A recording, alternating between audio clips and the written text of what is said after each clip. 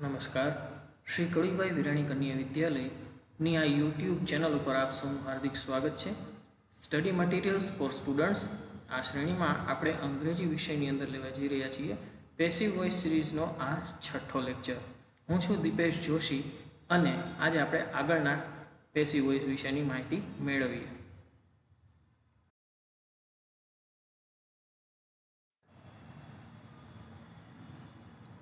પાછલા લેક્ચરમાં આપણે જોયું કે કઈ રીતે WH પ્રશ્નાર્થ શબ્દો છે એમનું પેસિવ વાક્ય રચના બનાવી શકાય.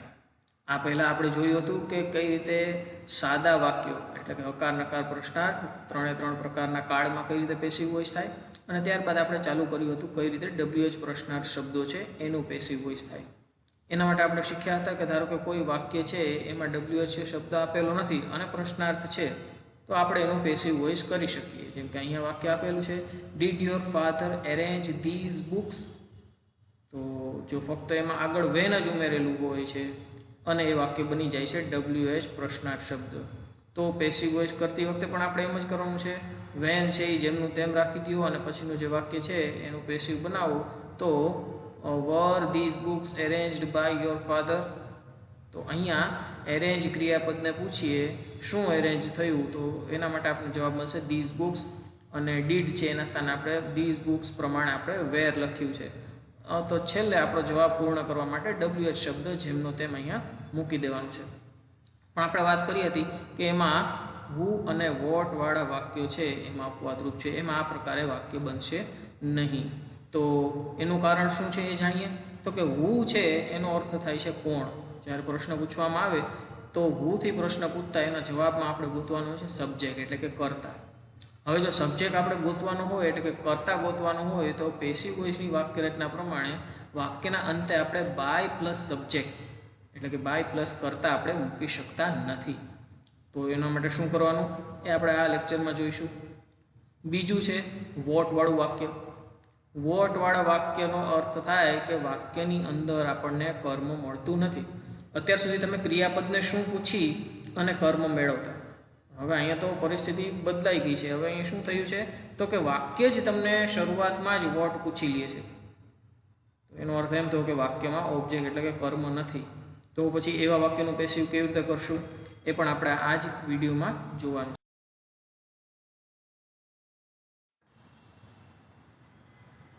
તો સૌ પ્રથમ વાત કરીએ હુવાળા વાક્યોની. તો હુવાળા વાક્ય છે એમાં આપણે સમજ્યા કે સૌથી પહેલાં આપણે પેસિવ વોઇસના વાક્યોમાં મૂકતા હતા બાય પ્લસ સબ્જેક્ટ એટલે કે બાય પ્લસ કર્તા મૂકતા હતા. હવે હુવાળો પ્રશ્ન જ્યારે પૂછવામાં આવે છે ત્યારે એ વાક્યમાં આપણી પાસે કર્તા હશે જ નહીં. તો આપણે શું કરવું પડશે, એમાં કર્તા નથી આપણી પાસે, તો એના બદલે આપણે મૂકવાનું થશે બાય હુમ. એટલે હુની જગ્યાએ બાય હુમ મુકાતા અર્થ થશે કોના દ્વારા, એમ કરીને આપણે આ પ્રશ્ન પૂછાશે. તો સૌથી પહેલું આપણે સમજીએ ઉદાહરણ. Who will solve this puzzle, આ પઝલ કોણ સોલ્વ કરશે, ઉકેલશે. તો હુ એટલે કોના દ્વારા આ પઝલ ઉકેલવામાં આવશે એમ કરીને પ્રશ્ન પૂછાય એટલે હુની જગ્યાએ આપણે બાય હુમ લખી નાખશું. અને પછી આપણે પ્રશ્નાર્થ વાક્ય છે એ પ્રમાણે વિલથી વાક્યની શરૂઆત થશે. સોલ્વ ક્રિયાપદને પૂછતા આપણને જવાબ મળશે ધીસ પઝલ એટલે આગળ આવશે. તો વિલ ધીસ પઝલ અને પછી આવશે વિલ છે એટલે બી અને સોલ્વ ક્રિયાપદનું ભૂતકૃદંતનું રૂપ. ખાસ યાદ રાખવાનું છે મિત્રો કે ફરીવાર અહીંયા છેલ્લે બાય પ્લસ સબ્જેક્ટ બીજી વખત લખાશે નહીં, કેમ કે આપણે શરૂઆતમાં જ લઈ લીધું છે. એટલે પાછું એમાં બાય કરીને બીજો કોઈ શબ્દ ભૂલથી ન લખાઈ જાય એ બાબતનું ધ્યાન આપણે રાખશું. આ સિવાયના બધા જ નિયમ આમાં સરખા છે. એટલે કે ટુ બીના રૂપ મૂકવા, ભૂતકૃદંતનું રૂપ મૂકવું કે પછી કર્મને આગળ લેવું, આ બધું આમાં આ પ્રમાણે જ થશે જે પાછલા બીજા બધા પેસિવ વોઇસના વાક્યોમાં થતું હતું એ પ્રમાણે. હજી થોડાક ઉદાહરણ જોઈએ. Who is reading my story book, by whom is my story book being read. એટલે હુના સ્થાને આવ્યું બાય હોમ. રીડિંગ શું વાંચે છે તો કે માય સ્ટોરી બુક, એક વચન છે એટલે ઇઝ, માય સ્ટોરી બુક આખું કર્મ છે એ આગળ આવ્યું. રીડિંગ આઈએનજી વાળું છે એટલે એને બીઇંગ આપણે ટુ બીનું રૂપ મૂક્યું અને રીડનું ભૂતકૃદંતનું રૂપ પાછું રીડ રેડ રીડ એ પ્રમાણે આપણે મૂકીએ છીએ. હજી એક ઉદાહરણ. Who can carry this luggage, એમાં by whom can these luggage be carried. તો હુંનું બાય હુમ કર્યું છે, કેનનું કેન એમને રાખ્યું છે. અહીંયા ઘણી બધી વખત વિદ્યાર્થીઓ ભૂલ કરતા હોય છે કે કેનનું કુડ કરી નાખતા હોય છે. તો યાદ રાખજો દોસ્તો કે પેસિવ વોઇસના વાક્યોમાં વાક્યને એક્ટિવમાંથી પેસિવ કરતી વખતે આપણે કાળ બદલાવતા નથી. આપણે શું બદલાવીએ છીએ? ફક્ત વાક્યને કહેવાની પદ્ધતિ એટલે કે વાક્ય રચના બદલાવીએ છીએ. આપણે એમાં કાળ બદલાવતા નથી. આ ખાસ ધ્યાનમાં લેવાનું રહેશે.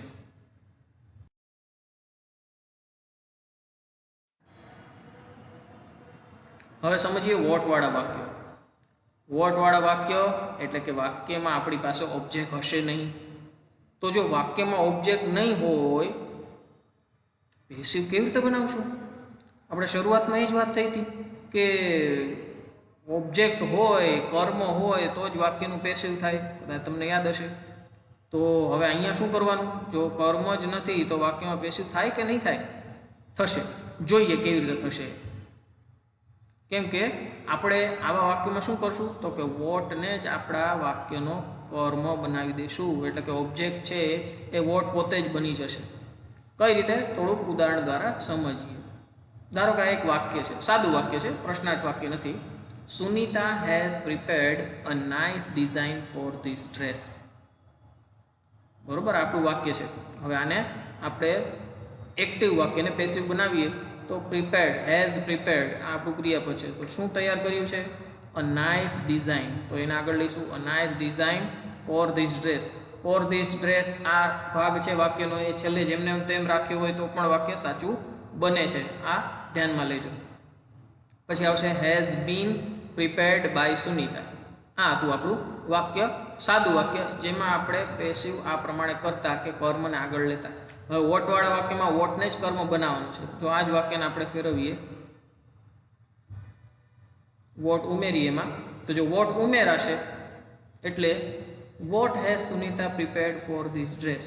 હવે તમે જુઓ ઉપલા વાક્યમાં જે a nice design four this dress હતું, તો અ નાઇસ ડિઝાઇન આપણું કર્મ હતું, તો એ જ વાક્યમાંથી ગાયબ છે. તો એના સ્થાને આપણે શું લઈ લીધું? વોટ પોતે જ. તો વોટ જ આપણું કર્મ. તો what has been prepared by Sunita for this dress. તો જે ડિઝાઇન, નાઇસ ડિઝાઇન વાળો ભાગ હતો ત્યાં વોટ આવી ગયું, અને has been prepared by Sunita એ, અને ફોર ધીસ ડ્રેસ એ છેલ્લે જેમનું તેમ રહ્યું છે. તો આ પ્રક્રિયા છે કે જેની અંદર વોટને જ કર્મ બનાવી આપણે વાક્ય બનાવવાનું છે. એટલે પ્રશ્નાર્થ વાક્ય નથી એમ સમજો તો વોટ જ કર્મ, એના પછી ટુ બીનું રૂપ, ત્યાર પછી ક્રિયાપદનું ભૂતકૃદંતનું રૂપ, અને ત્યાર પછી આવશે બાય પ્લસ કરતા અનન્ય શબ્દો. આ રીતે જોઈએ હજી એક ઉદાહરણ. વોટ ડીડ જગત buy from the market last evening. તો વોટ એટલે શું ખરીદે છે એ તો આપણો પ્રશ્ન છે, એ તો આપણને ખબર જ નથી. તો વોટને જ કર્મ બનાવી દો. તો કે વોટ વોઝ, ડીડ છે એટલે વોઝ, બાયનું બોટ, બાય જગત, from the market last evening જેમનું તેમ. આ યાદ રાખજો દોસ્તો, વાક્ય ગમે એટલું લાંબુ હોય, આપણે કોની સાથે મતલબ છે ફક્ત? તો કે કર્તા ક્રિયાપદ કર્મ સાથે. આ પ્રમાણે આ ત્રણને ધ્યાનમાં લઈ અને તમે પેસિવ બનાવશો તો વાક્ય ઘણું સરળ બની જશે. From the market last evening આ આપણે જેમનું તેમ રાખી દીધું, એમાં કોઈ આપણે ફેરફાર કર્યો નથી.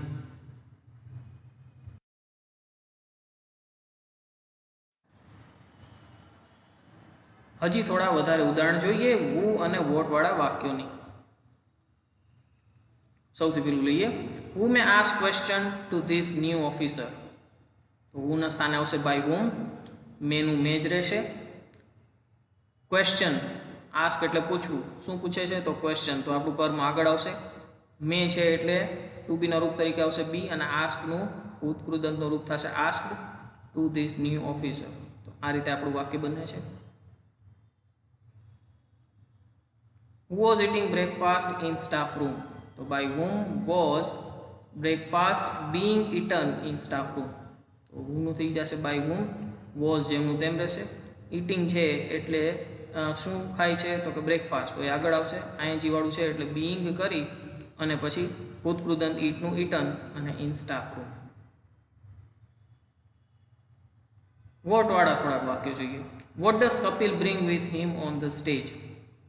તો વોટ ડઝના સ્થાને આપણે મૂકીએ છીએ ઇઝ, ટુ બીનું રૂપ, બ્રિંગનું ભૂતકૃદંતનું રૂપ બ્રોટ, બાય કપિલ અને પછી with him on the stage, એટલે કે આ છેલ્લા જે વધારાના શબ્દો છે એ જેમના તેમ ત્યાં મળી જશે. What can Uday donate in this event?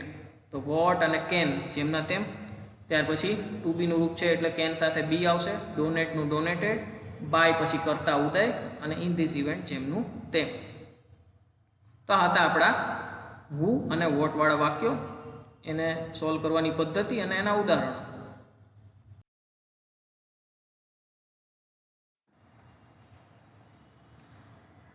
તો શરૂ કરીએ થોડીક ગમ્મતવાળી વાત. ડીડ યુ નો, શું તમને ખબર હતી કે we can find 10 words in the 7 letter word therein without rearranging any of its letters? એટલે કે આ ધેર ઇન શબ્દની અંદરથી આપણને 10 શબ્દો મળી શકે છે, અને એ પણ આ કોઈ પણ અક્ષરોને આડા અવળા કર્યા વગર. તો શું તમે મને ગોતીને કોમેન્ટ બોક્સમાં જણાવશો કે ધેર ઇન શબ્દમાંથી બીજા 10 કયા નવા શબ્દો છે એ તમે બતાવી શકો છો? એ પણ કોઈ પણ અક્ષરને એના સ્થાનેથી ફેરવ્યા વગર. Did you know? હું રાહ જોઉં છું કોમેન્ટ બોક્સમાં.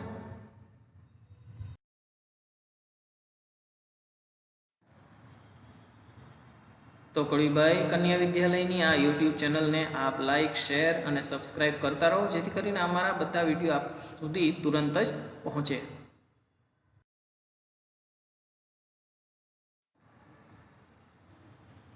વિડીયો અંત સુધી નિહાળ્યો બદલ થેન્ક્સ. શું કોઈ પ્રશ્ન છે તો ચોક્કસથી મને કોમેન્ટ બોક્સમાં જણાવો.